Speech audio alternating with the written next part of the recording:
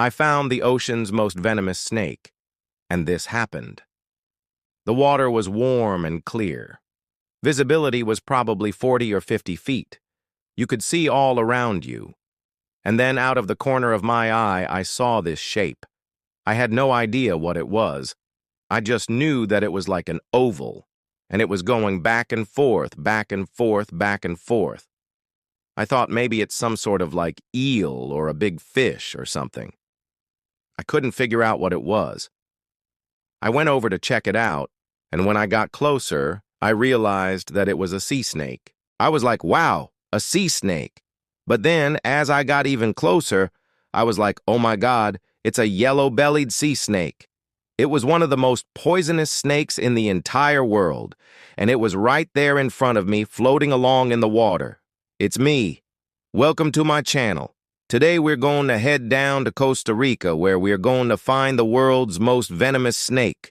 We're going to go into the water with it and see what happens. Yellow-bellied sea snakes are found only in the Pacific Ocean from the eastern Pacific coast of Africa, all the way to the Americas in the western Pacific. They prefer tropical coral reefs and rocky shores. Yellow-bellied sea snakes are among the most venomous snakes on Earth. A single bite contains between 200 and 600 milligrams of venom. If that sounds like a lot, well, it is. There are only two factors more important than any other when it comes to the severity of a snake bite: the amount of venom injected and the amount of pain and swelling at the injection site. Both of these are high with the yellow-bellied sea snake. Bites can result in nausea, vomiting, paralysis, delirium, numbness, seizures, difficulty breathing, cardiovascular collapse, and death. So if they are so venomous and dangerous, why would anyone want to swim with one? Well, they don't really like biting humans, and their bites can be treated. So if you do get bitten, you will live. We headed out to the Pacific Ocean off the coast of Jaco, Costa Rica, for our adventure.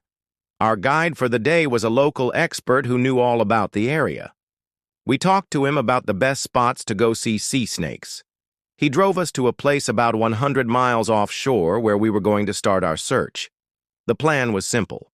We were going to jump in the water and look around on the reefs. If we were lucky, we might see a sea snake. As soon as we got off the boat and into the water, we could see tons of colorful fish everywhere around us. The water was warm and clear. Visibility was probably 40 or 50 feet. You could see all around you. And then, out of the corner of my eye, I saw this shape. I had no idea what it was. I just knew that it was like an oval, and it was going back and forth, back and forth, back and forth. I thought maybe it's some sort of like eel or a big fish or something. I couldn't figure out what it was. I went over to check it out, and when I got closer, I realized that it was a sea snake. I was like, wow, a sea snake. But then as I got even closer, I was like, oh my God, it's a yellow-bellied sea snake. I was pretty nervous because they are so venomous. But I was also really excited because this is one of the most rare creatures in the world. It was incredible to see it in person. We stayed in the water for hours searching for more sea snakes, but we didn't see any others. We did see lots of cool fish, though. One thing I noticed right away was a big school of surgeonfish. They were everywhere. These fish have really sharp spines on their tails, and they use them to defend themselves against predators. They can also be very aggressive when they feel threatened. When the fish get spooked, they dart away in all directions, and that makes it hard for predators to hit them with their tails. Surgeonfish are actually one of the few animals that can cut through a shark's skin. That's pretty cool.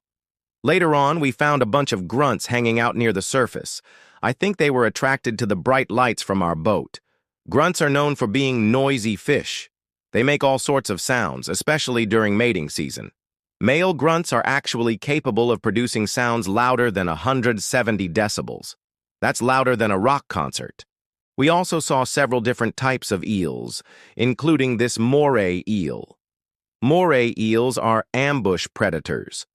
They hide in holes during the day and then pop out to grab unsuspecting prey. They have long, slender bodies that allow them to squeeze into small spaces. They also have very flexible jaws which allow them to eat very large prey. One moray eel researcher estimated that moray eels can eat prey larger than their own heads. That's pretty impressive. One of the coolest things we saw on the reef was a frogfish. Frogfish are masters of disguise. Their bodies are often covered in bumps and ridges which help them blend in with their surroundings. They can also change color to match the coral around them.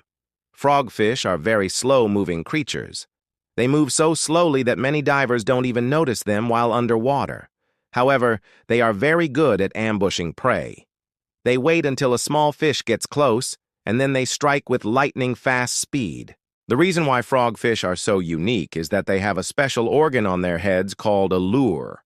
It looks kind of like a little worm. The lure has a light on the end of it, and the fish wiggles it around to attract small fish. Once a fish gets close enough, the frogfish strikes and eats it. Frogfish are actually one of the most commonly caught fish by deep-sea anglers. Their unique appearance and fighting spirit make them very desirable trophies. We also saw a bunch of cool invertebrates, including this blue-ringed octopus. Blue-ringed octopus are one of the most venomous creatures in the world. Their venom is so powerful that it can kill a human in less than an hour. They are also very difficult to detect because they are so small. Even though they are dangerous, I still think they are very beautiful creatures. We also saw a bunch of nudibranchs. Nudibranchs are also known as sea slugs. They are very colorful and come in all shapes and sizes. Some of them are very small, while others can grow up to 6 inches long. Nudibranchs are found in all of the world's oceans. They are also very good at camouflage. Many of them are able to change color to match the coral around them. Nudibranchs are carnivorous. They feed on other mollusks such as snails and clams. They have a very unique way of hunting. Instead of chasing down their prey, they simply wait for their prey to come to them. Once a mollusk gets close enough, they stick out their long, sticky tongue and slurp it up. And finally, we also saw a bunch of starfish. Starfish come in all colors, shapes, and sizes. They can be found in all of the world's oceans. Most starfish are 5-armed, but some can have up to 40 arms. Starfish are very slow-moving creatures. They move by using their tube feet. Tube feet are located on the underside of the starfish. They use them to attach to surfaces and move around. Starfish are actually more closely related to sea urchins and sand dollars than they are to jellyfish. They are part of a group called echinoderms. Echinoderms also include sea cucumbers, brittle stars, and sea lilies. The longer we spent in the water, the more sea snakes we started to see. At one point, we actually saw 3 of them swimming around at the same time. They were all about 3 feet long. Seeing all of these sea snakes was a dream come true for me. I had never seen so many in one place before. As the sun started to set, we knew it was time to go. We had been in the water for over 8 hours. We got out, dried off, and headed back home. We had seen so much incredible wildlife, but nothing was more memorable than the yellow-bellied sea snakes. If you ever get the chance to go snorkeling or scuba diving, I highly recommend it. It's an amazing experience. You get to see a whole different world. Just be careful and watch out for snakes. Who knows, you might see one of these. Thanks for watching. See you next time.